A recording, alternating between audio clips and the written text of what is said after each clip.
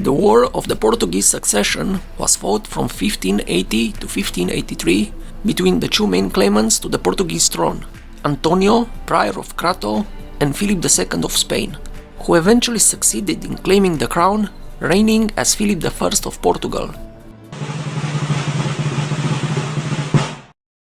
Henry, cardinal and great-uncle of Sebastian I of Portugal, succeeded him as king after Sebastian's death in the Battle of Alcácer Quibir in 1578.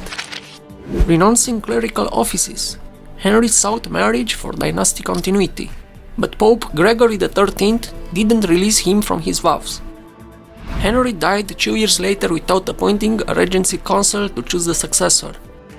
After the death of Henry in 1580, the Portuguese throne was disputed by several claimants: Ranuccio Farnese, hereditary Duke of Parma, Catherine of Portugal, Duchess of Braganza, Philip II, King of Spain, Antonio of Portugal, Prior of Crato, and Emmanuel Filbert, Duke of Savoy.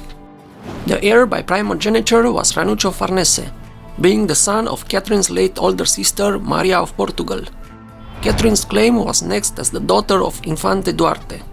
Philip II descended from Manuel I by a female line, while Antonio was Manuel I's grandson, but of illegitimate birth. Although Catherine was initially favored, her bid ultimately failed due to her sex, Philip II's influence, and her husband's unpopularity. Even Pope Gregory XIII claimed the Portuguese throne as King Henry was a cardinal, and cardinals' inheritances revert to the church. The Pope asserted rights over Portugal and Henry's property. However, Gregory's claim wasn't seriously considered. On July 24, 1580, Antonio proclaimed himself as King of Portugal and of the Algarves in Santarém, which was followed by popular acclamation in several locations of the country. However, he governed in continental Portugal for only 33 days.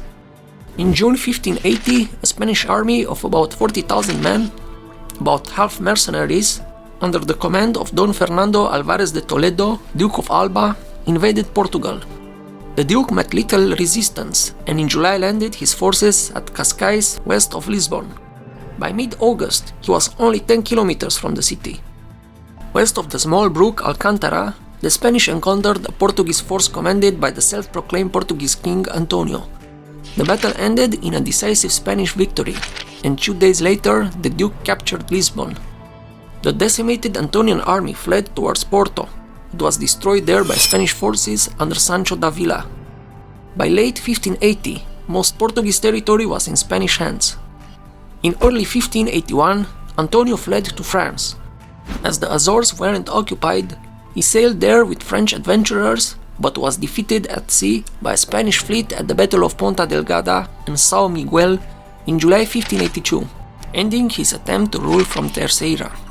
The Spanish Navy's victory completed the union of the empires. On March 25, 1581, Philip was crowned King of Portugal as Philip I by the Portuguese Cortes of Tomar.